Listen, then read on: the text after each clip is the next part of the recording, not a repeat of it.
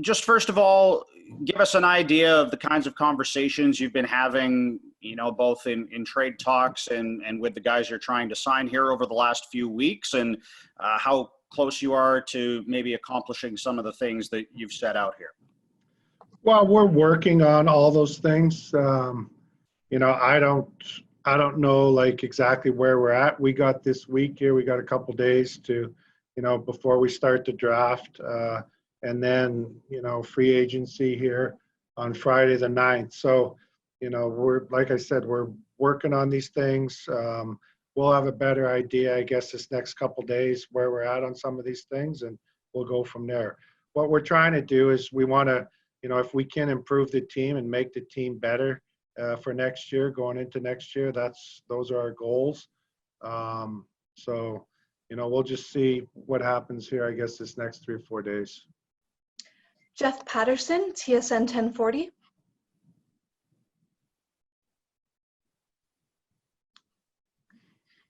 Go ahead, Jeff. Okay, we'll move to Patrick Johnston, Post Media.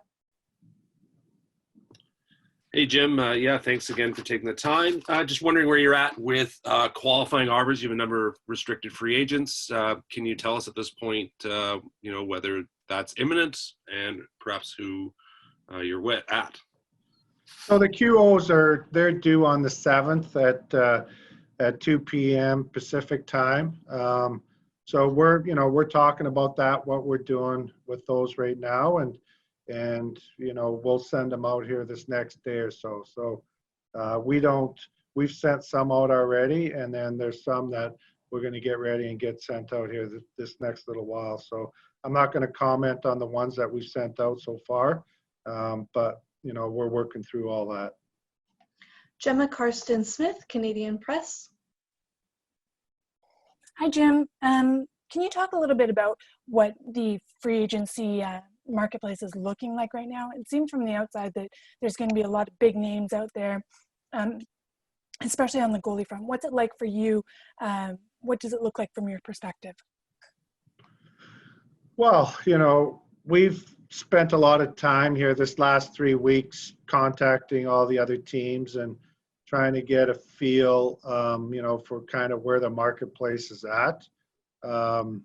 We still have Jacob Markstrom that, we're still, talking about and trying to figure out. But if that's something that, we can't get done, then we're going to have to, look to the free agent market to try to fill that void, or, through a trade. So, we're keeping all of our options open. And, as we get through here, the draft here, the next couple days, we should know more, and then we'll go from there. Ian McIntyre, Sportsnet.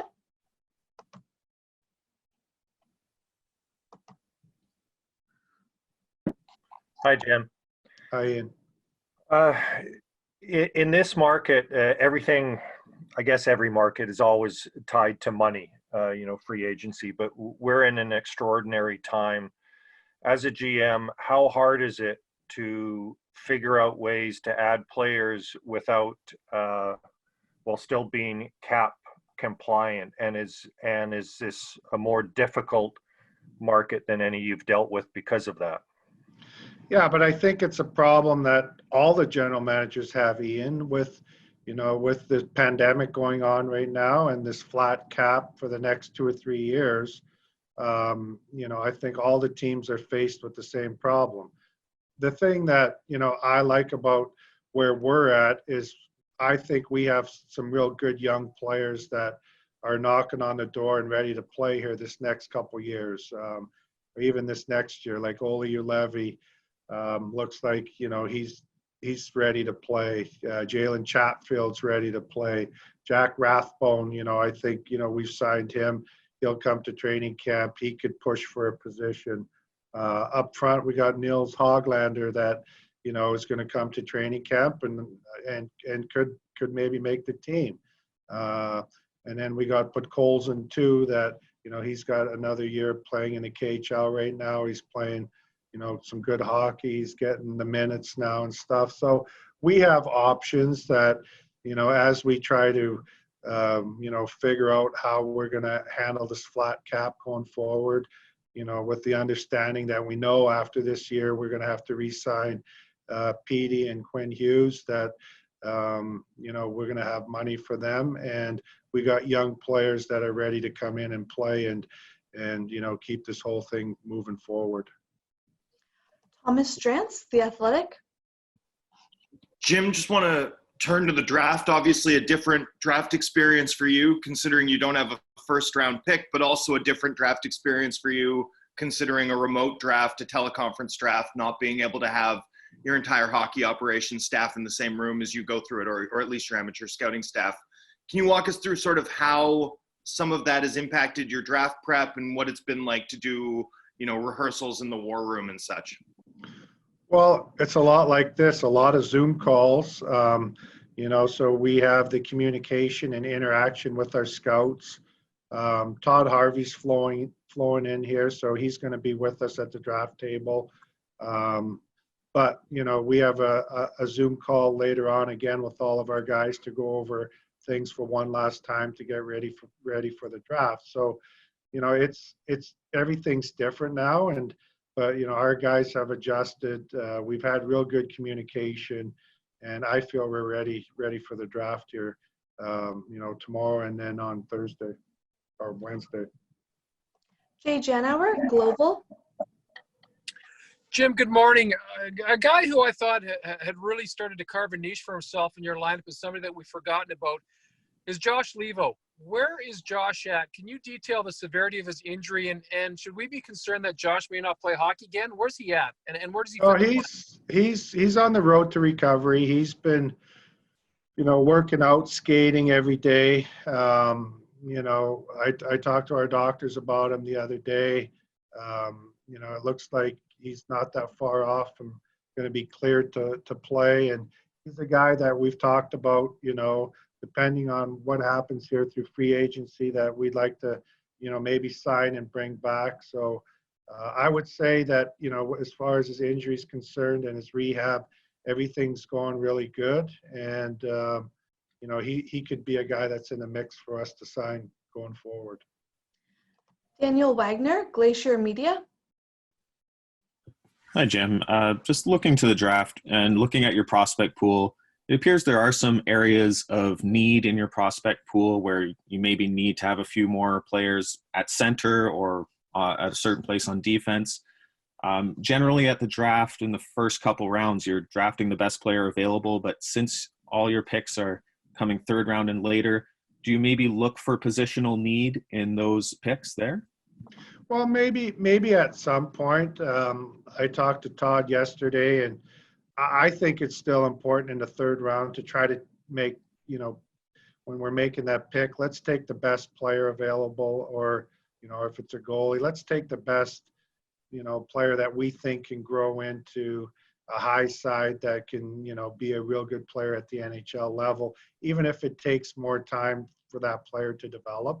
And, maybe from the fifth round on, then, that's when we'll start concentrating on, when things are kind of all the same on positionally, trying to get some, more center icemen or a specific type of defenseman. But, our first couple picks, the third and fourth rounds, let's just pick the best player available that we think can grow into an NHL player. Brendan Batchelor, Sportsnet 650. Yeah, Jim, on that note, is it a priority for you to try and acquire a pick in the first two rounds here in the next 24 hours or so? And is that something you expect you might be able to do? We've been working on that, Brendan, for the last couple weeks. And I got the rest of the day to continue to work on that. So we would like to, if possible. I think it'll be hard to trade into the first round, but if we could, add a second round pick, I think that would be really good for us. But, I don't know. I can't say for sure that's going to happen or not going to happen. Ian McIntyre, Sportsnet. Hey, Jim, I have a two-part question. So, Victoria, just bear with me a minute. Are you able to tell us anything about your discussions with Arizona? No. No, I have discussions with lots of teams in the league, and I don't know, where it's going to end up going, but those are just conversations that we have to do our due diligence to find out, what's going on with certain players on certain teams. Okay. You did mention a few minutes ago, as we all know, that you have Hughes and Pedersen coming up with the cap flat at least a couple of years and maybe beyond that. How careful do you have to be as an organization about bringing on potentially a big contract or big money for an extended term in this climate? Well, we've done all that planning, and we would never, take on a contract that, we couldn't figure out how it's going to fit into our cap situation for next season. So,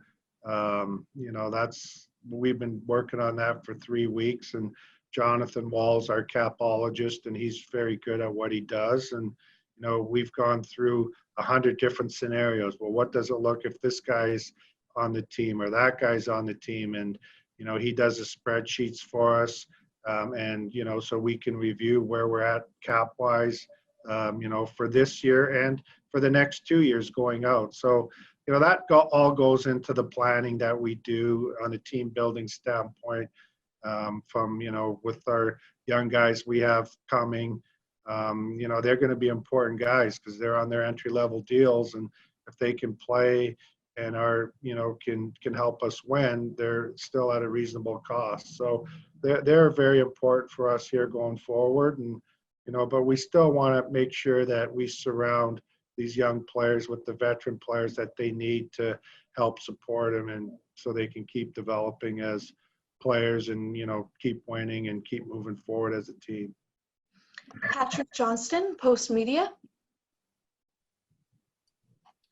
Again, Jim, every contract obviously has its cap hit, but also some have less money involved for the actual season. How much is that playing into your thinking in terms of planning for the year?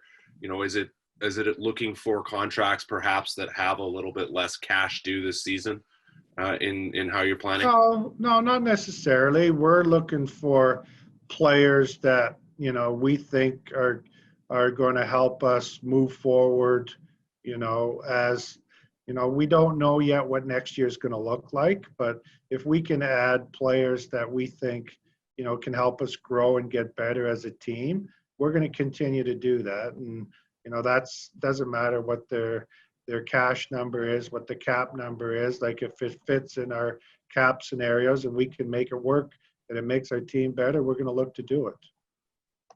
Rob Williams, Daily Hive. Hey, Jim, the buyout window closes this week. Have you decided if you will be buying out any contracts to help with your salary cap situation? Yeah, we haven't decided that, Rob. We have a few more days to decide on that, but we haven't decided if we're going to buy anybody out or not. Jay Janauer, Global.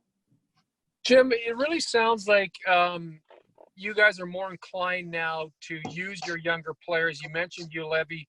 You mentioned Chatfield, who we really didn't get to see, even though he was called up on a couple of occasions. Jack Rathbone, who we're all high on, Brogan Rafferty.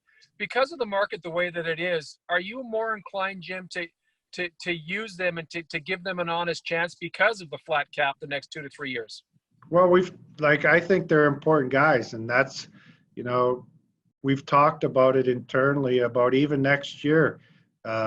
Getting these young guys up and playing, getting them experience, so when we get back to, fans in our building that, these players all had experience now, and they can, help us, move forward with winning and, still keep us like with this flat cap. They're important guys now because, as they're starting out in their careers, they're still going to have a high side left in their game, where as they keep improving, they're going to keep getting better and better, and they'll make the team better. So, we got some different scenarios that we're looking at, but that's definitely one of them. Daniel Wagner, Glacier Media. Actually, just referring back to my previous question, looking at your prospect pool, with the trade of Tyler Madden, do you feel that center is an area where you need to maybe fill some gaps in your prospect pool, or are there other positions there where you feel there is a need within the pool itself? Well, center is a position that, for whatever reason, the last 2 or 3 years, like all NHL teams seem like they're looking for center icemen. So, we would like to add, some centers to our mix if we could. But, we'll just see how the draft unfolds. And, there's some guys that we really like. And if, they're there for us in the mid rounds, then we'll pick them and, to try to build up our center prospect pool. But I think we got some depth on defense now. And then with Hoglander and Podkolzin and Cole Lind, we've got some guys, on our wings that we think are going to come in and play for us and be good players. So I guess the center ice is a position that if we can, keep trying to get some depth at that, we're going to look to do that. Patrick Johnston. Jim, some of your prospects, I think, might be candidates to be loaned to Europe. Guy like Rathbone. Have you had any conversations about that kind of move? Yeah, we've been working on that with some of our guys here. There's been some guys that the teams have reached out to us on, and so we try to, help the agents work through that, and we'll continue to do that here this next couple of weeks going forward. Gemma Karsten-Smith. Hi, Jim. I know at the end of the year when we talked to guys like Chris Tanev and Tyler Toffoli, they said that part of the reason that they wanted to re-sign with the team is the young guys that you've got, the PDs and the Hughes. Do you find that the Canucks have become kind of a destination for players because of this young and upcoming talent? Yeah, I think, that's something that we're seeing more and more of, free agents that are going to hit the market. And, I think, they see, the way we play, the way Travis coaches, we play an upbeat offensive style game.